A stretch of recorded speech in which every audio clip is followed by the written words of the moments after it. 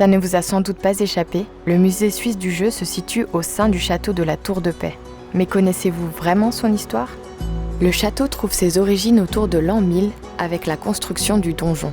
Plus tard, les comtes de Savoie l'élargissent. Le château de la Tour de Paix a servi de réduit défensif, de poste de surveillance du trafic lacustre et de douane.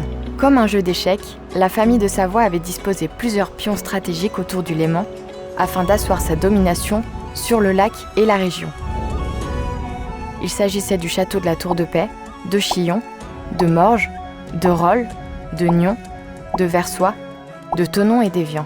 Ces châteaux constituaient un important point de surveillance de passages commerciaux et militaires, bénéficiant de l'acheminement du matériel par le lac.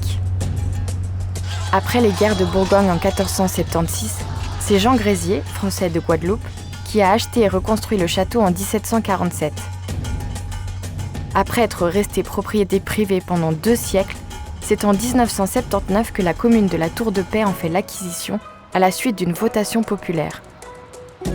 Des travaux sont alors entrepris pour y abriter la fondation du futur musée suisse du jeu qui sera inauguré en 1987.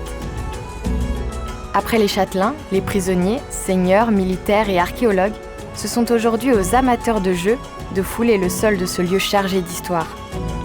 Saviez-vous par exemple que les 2 tours d'angle, l'enceinte, les remparts et les fossés ont été classés monuments historiques ? Mais d'ailleurs, que nous racontent le donjon, la chapelle, les murailles, les 2 tours, le pont-levis, les souterrains ? Saurez-vous retrouver l'emplacement des espaces disparus ? Ou encore vous glisser dans la peau d'un seigneur, d'un prisonnier, d'une archéologue ?